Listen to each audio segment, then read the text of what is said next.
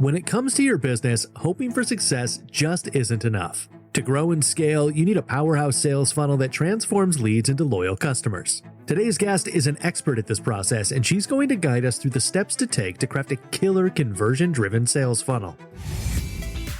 I'm Alex Freeman, and you're listening to the Uplift Podcast, where we uncover how great businesses are built, how they're run behind the scenes, and how you can replicate their success. Every week, we talk to a successful entrepreneur and learn their background and how they started and scaled their business. We'll also include a business section with resources, fan blitz questions directly from our YouTube community, and finish up with my 3 key takeaways from the episode. Today's guest, Alisha Conlin-Hurd, is an expert in the post-click experience. Since starting Persuasion Experiences, she's launched more than 500 sales funnels across 120 niches, and has built 3 marketing teams from scratch between her own business and her previous sales roles. In this episode, we're going to hear her insights into building the correct sales funnel for your business, how to generate that high-quality traffic for a site, and how she's grown Persuasion Experiences from a side hustle into a 7-figure agency. Alisha, thank you so much for joining us on the show. Hey, Alex, good to be here. So to get us started, can you give us an overview about what Persuasion Experiences is and when and why you started it? Okay, well, I might start with the origin story because it kind of leads into what it is and why we started it. And where I started is in the fiery pits of cold calling and sales. And when I finished high school, I thought I was going to be a dentist, but I went into cold calling and I learned about this world of business, right? I come from this little tiny country town in Australia, 800 people, and pretty much all you find out is you can be a nurse or you can be a teacher. And that's the path that is laid out for you. And I'm sure that resonates for a lot of people. And so I started cold calling and I was selling electricity contracts. I never paid a bill in my life. And I was really good at it. And I was like, wow, what is this business thing? So instead of becoming a dentist, I went and did a Bachelor of Business in Event Management and Marketing, which was somewhat useless because it taught me zero about anything digital marketing. And luckily, I worked in an agency full-time while doing uni. And then I ended up in this agency in Australia called King Kong. I was one of the first employees. They're a huge agency now. And I built out their sales funnel and CRO team, so conversion rate optimization team from scratch. And what happened was after several years of being there, by the time I was done, I had launched over 400 funnels and landing pages and offers. Everything from Brazilian butt lift doctors, porn addiction counselors, quit smoking hypnotists, heaps of weird stuff to normal stuff like billion-dollar home builders and plumbers and everything in between. So after that, I went and worked in a company called Founder, built their team, launched 7- and 8-figure course funnels. But at the same time as doing this, my partner and I started something called Operation Freedom. And Operation Freedom was, how do we get out of this? I never thought I would run my own business, but I became financially literate and started investing. And I realized to become financially free, which was my goal now, this like North Star metric, I would have to. So we started a side hustle. Eventually it overtook our main income. And then we just stopped making excuses. We shook hands over breakfast one day and we were like, F it. Let's go and start something. So that's the quick origin story. And then I can get into Persuasion Experience, but that's the origin story. I'm very curious about your clients because I think one of the things that's interesting, my understanding, you only take on 2 new clients a month. So talk to me about how you judge whether or not a client's going to be a good fit for you. Okay. And we've also gone through a journey of figuring out our market selection. And I know a lot of people are maybe just a couple of steps behind me, and I don't want to understate how important it is to figure out that market selection. And it took us a while. So there's a few things that we did to figure it out. One was, do I enjoy working with them and can I get them results? Because I still work with our clients and I want that to be a factor. I want to enjoy my life because that is my work and my business. Then there is there a total addressable market big enough to find them? And then it is, do they have a pain that they actually understand and they're looking to solve the pain? So oftentimes I'll coach people and they're like, I've got this great idea. It's like about social corporate responsibility. I want to launch it in Dubai. And this is a real example. And she's talking about it. And I'm like, girl, this sounds awesome. Do they know that this is a problem that they have? And she's like, no, it's really hard to educate them. I was like, I personally would not go after that market because that's hard. I don't want it to be that hard. You can always come back to that market, but I'm optimizing for freedom. That is not going to give me freedom. And then there's a couple of others, but then the other one is, do they have the money and the propensity to pay? And so for us, when we were working out our clients, well, do the economics stack up to what we're doing? And that's a big reason why we moved out of e-commerce, because there's not much margin. They can be doing 200, 500K a month, but that's not profit, that's revenue. And often there's not a lot of room for mistakes. E-commerce can often be quite first order thinking. And what we're building, and this is why it works great for lead generation businesses, because we're building infrastructure, right? We're building infrastructure that you can scale with. So talk to me about that process of building that infrastructure with the client. Like when you take on a new client, what are kind of those early steps that you take to either improve or build out their sales funnel? Yeah. So there's 4 phases that we take a client through. The first stage is the research phase. So this is where we're competitor hacking all of their competitors. We're seeing what we can swipe and deploy. We're seeing what noise we need to stand out from. That's important. Then the most important thing we're doing is figuring out who their target market is. Most people have never figured this out, or they say, women over 35 or businesses in Ohio, but that's not a person. That's descriptors. So we're in this research because it's the most important part, right? We are doing surveys to their existing customers to find out their language. Why did they buy and how can we put that into the marketing? We're doing third-party research on Amazon books, reading the reviews on books. We're going to Trustpilot reviews. We're going to YouTube comments. We're going to Reddit forums, understanding the target market. And I know for a lot of people, the research part is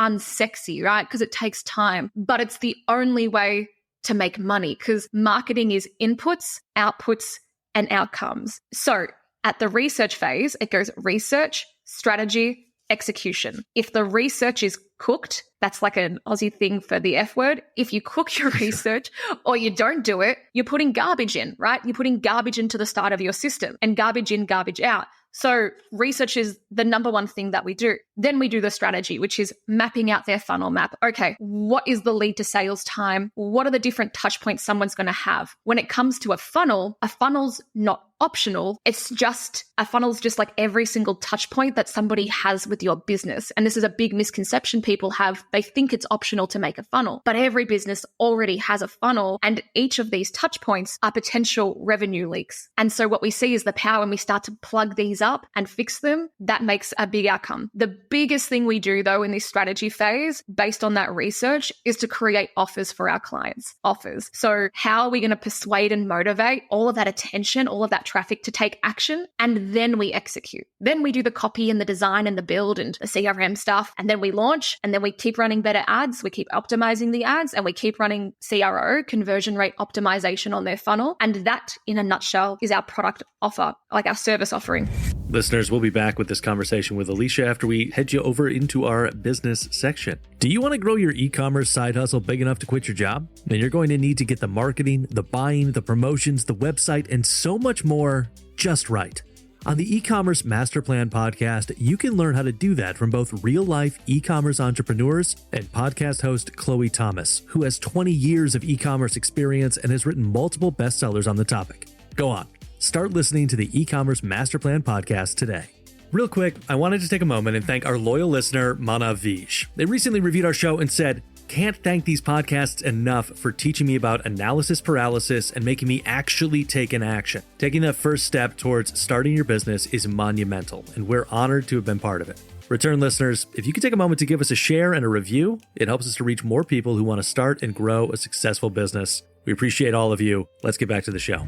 So I guess one of the questions that this brings up for me is, because if someone were to go out there and just like Google a sales funnel, like there are, the more or less same phases of the sales funnel process and all of those things. And there's kind of the basics of a sales funnel. But then what you just described to me is so very hyper specific to the business. And so I'm just curious, like, how much of what you're doing are like, these are the nuts and bolts basics of a sales funnel, and then this is how we translate those into actually what your business needs to be doing.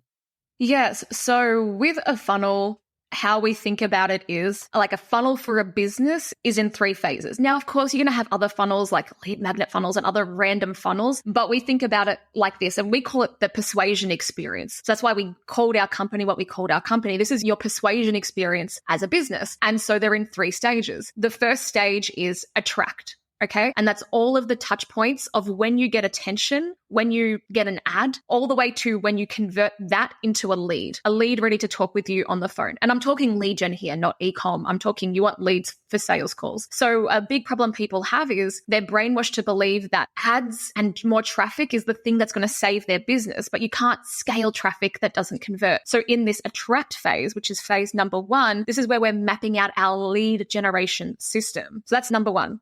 Number 2 then is the convert phase. And the convert phase is the sales choreography to turn that lead into a buyer, because these are different touch points. This is different conversation going on in the head. It's a different stage of the journey with your business. So we look at things here like, what's your sales proposal? What's your script? What are the emails that go out, the pre-swayed flow from the moment they book in to before they speak with you? These are all touch points we can control and optimize. That final stage, the 3rd stage, is a stage called ascend. So ascend is, well, we've got the customer. Attract, we took attention and we turned it into a lead. Convert, we took a lead and we turned it into a sale. And then ascend, we are taking that asset that we've got of a customer, and now how do we 2x or 3x or 10x the LTV? How do we get referrals? How do we get case studies? How do we make more money from our existing customer? That's that phase. And then we map that out for each traffic channel. So imagine that goes horizontally, vertically, then we look at every single traffic channel a client is running, and then we look at the entry points. Typically convert and ascend are the same, and then those lead generation funnels will vary slightly based on the temperature of the traffic that we go after.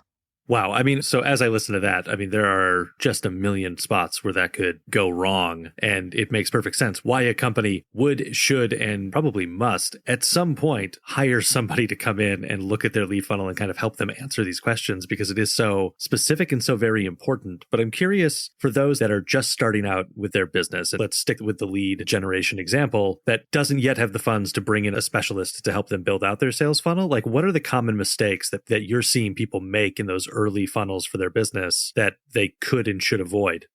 So the biggest mistake in lead generation is neglecting having a lead generation offer. There's 3 different offers that you'll make in your lead generation funnel. One is what we call an authority beacon. So that's your lead magnet, but done properly. That's for colder traffic. It's how you build your list and you build pipeline. The second is your lead generation offer. So I'll talk to that in a second. And then your third one is your sales offer. That's what you present in front of somebody for them to become a customer. The thing about offers is that people forget is you need a lead before you can get a sale. And so when people are first starting out, they don't have anything exciting for someone to warrant someone to actually want to talk to them. And I see it in cold outreach. I see it on LinkedIn. I see it in websites. When somebody looks at your marketing collateral, they're going to think, so what? Who cares? What's in it for me? Right? And so that's the same, especially for this lead gen. And so what a lot of people do with this offer, and an offer is just something that motivates and persuades someone to take action. That next micro step with you is they'll have something like get a quote, speak with us, chat to sales. And that stinks like a sales call, and there's no value baked into that. Why would I spend time to talk to you? What am I going to get out of it? What's in it for me? And so the 2 biggest things when we're coaching, especially early on agency owners and early on businesses, is to get that lead offer down pat, to train themselves in sales, and then to start building themselves up as an authority and not be a commodity, because that compounds over time. It takes time. But if you can have those down pat and then have just 1 or 2 channels that you absolutely nail, that is how you get started with your business. Alisha, I want to ask a little bit more about AI and automation in particular, and just kind of how it best fits into the sales funnel process. Like, what are the correct places to be using automation, and where are some of the places that you're like, no, this probably should be a manual process? So that's the thing. AI can't replace not everything, right? Because you need human interaction at some point. But where I find automations and or AI really helpful is where you are doing something repeatably through manual labor, and it can be automated. So I always think of that Tim Ferriss, automate, eliminate, delegate. And that's how we screen everything when we do a process post-mortem every month or every quarter. And so the best way to use AI or automation is if you keep sending out the same email again and again, and you have to think about how to write it, and you're kind of writing the same thing, that should be automated. But if you're having a sales call to close somebody, and I'm using extreme examples, but if you need to use something human where a human needs to think about it and be creative, then that's often where you can't automate it. And so especially in that sales lead process, you can kind of think of the automation and the AI as like an appointment setup or an assistant to do a lot of those menial tasks to keep you in your genius zone. And there's a lot of ways to go next level, but most people are not at that stage. Talk to me about how paid advertising factors into all of this and what advice you can offer to getting the best return on an advertising investment. So how does paid advertising fit into all of this? Well, at a very high level, if we think about a channel strategy, you want to have a diversified channel strategy, and you do not want to have an over-reliance on your paid media, on your traffic channels, because one algorithm change and you are up shit creek, basically. And I've been in companies where that has happened. So at a high level, if we think about how do we diversify our channel strategy, we have inbound, so content, ads, whatever, any way someone finds you. We have outbound, and we have strategic partnerships. So those are ways that we can go, okay, I know I need to have different diversified channels in here. But the way to get the most out of your paid traffic is to remember that your paid traffic, it's worthless unless it converts. So getting the click is just the first step of the job. And it's everything that happens post-click that's going to make you money. And the way that you convert that traffic is through strong funnels, through strong landing pages, and through strong offers, and figuring out what's going to persuade and motivate that traffic,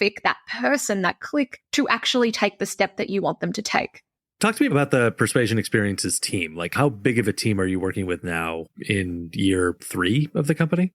Yes. So it was our birthday in January. Happy birthday, us. Happy birthday. Congratulations. Thank you. I was definitely fishing. So what does our team look like? One of the biggest things that we're making sure is that we don't equate team members with success. And I see a lot of agencies do this, but what a lot of agencies do is they scale and scale and scale, and they start to realize that the profits, their take home that they were doing at 50K or 100K a month, they're actually doing less at 200, 500K because they haven't scaled properly or profitably. And they've added more and more people into this agency, and it's no longer profitable. So we know our numbers inside and out. I know exactly how much I want to take home this year. I know how to get there. And if I follow my game plan without shiny object syndrome, I should get there. So who's in our team? There's myself. There's my co-founder. We have 4 internal team members. I have an amazing EA who is a very recent hire, and I wish I did it earlier. We're very bullish on our content. So we have somebody who manages our content. And then we have 2 internal, I'd say they can do account management, they're media buyers, they're like full stack marketers. And then we have a team of contractors. And that allows us to not have overheads all of the time. And our team overheads are low. And then we can pull in contractors for specific parts as we need them. So this is going to bring us to a section of our show that we call our Fan Blitz questions. These questions come from our YouTube community. Listeners, you can head over to youtube.com/upflip and pose questions to future podcast guests. Alisha, we get a lot of questions for you from our listeners, so we're going to run through these real quick. Some of them you sort of touched on already, but if we could get maybe a 10-second recap of what it was, let's do it. All right, are you ready? Mm-hmm. All right, first one from FLV4712. The necessary skills to opening up a media agency. The necessary skills to opening up a media agency. Being good at hiring, being good at sales, being good at client retention. That's it. You don't even have to know how to do the thing. I don't do media buying. I'm just really good at hiring. So you need to know, like any business owner, once you get into business, the skills you need to have is how to market your business and how to sell. And then in an agency, the most important thing is retaining clients. So having a great fulfillment system where your North Star metric is case studies, and every single client should turn into a case study. So you'll retain them. They'll refer you more work. And that case study becomes an asset for leverage. This one from LowBVLL8969. What made you take the leap into marketing? So I probably touched on that because I was going to be a dentist because I thought like healthcare, duh, let's do that. And then I did the cold calling and I was like, wow, business. What is business? Then I did a degree. I took up every single opportunity that my uni had because I found my degree somewhat lackluster. So I kind of thought opportunities were the only way. And what I was really drawn to about marketing, I think, was the psychology behind it and understanding people, and then the economics where you could see results straight away. And that's definitely what's kept me in it. Morris4324 wants to know, how do you actually help the client get sales? So good question, because that's the thing with a lot of agencies is they'll give you leads, maybe, or maybe sometimes it's just clicks and impressions, and then go, cool, good luck with that. We got you leads. Our job here is done. But what we're doing is we're tracking all the way through to revenue. So that means that instead of optimizing for leads, we're actually optimizing all of our campaigns for buyers. On top of that, I review all of our clients' sales processes and give optimization tips. Some of them require a bit more coaching than others. And we also have a sales sprint program. So we have a lot of programs, and as being part of our clients, people get access to all of our paid courses as part of being an agency client. Misha Bilichak wants to know about your pricing model. How does it work? Is it based on number of leads, subscription, success rate, etc.? Great question. And the agency, there's a lot of different ways to do agency pricing. So one thing is if anyone's doing hourly, stop that right now. Do not do hourly. You want to be doing based on the value of the work you provide and the outcome that you provide. So the way that we do it is there's a project fee. Then there's 3 different projects, which just based on the size of the problem, they're just different levels of a full system. And that can range from 5K up to about 30K. And then there's the management afterwards. So we have a flat fee for management up to a certain amount of ad spend, being 20K, at which point it then moves to a percentage of ad spend because there's a lot more work involved on the account then. Paulius Bagdonovicius 6433 is asking about the differences in a sales funnel between leads for something that is on the high end of cost versus the low end of items or services. Yes, great question. That's a different decision time. Often, but it also depends on the sophistication of the market and how much education they need. And then also this depends on the education they need and then depends on the stage of the buyer's journey. So where are you finding the person and where are you bringing them into your funnel? So a funnel for a funny dog toy is going to be very short. It's pretty much just like click here, buy. But a funnel for a $30,000 business coach is going to require more touch points. And if we think about what is a funnel, your job is just to map out what those touch points are. What are the false beliefs? What are the objections? And what are the different proof points you need to inject in there to nurture somebody from where they are now to becoming the lead and becoming the sale? Bono Percussion is asking, how are you utilizing AI in the lead gen sales funnel process?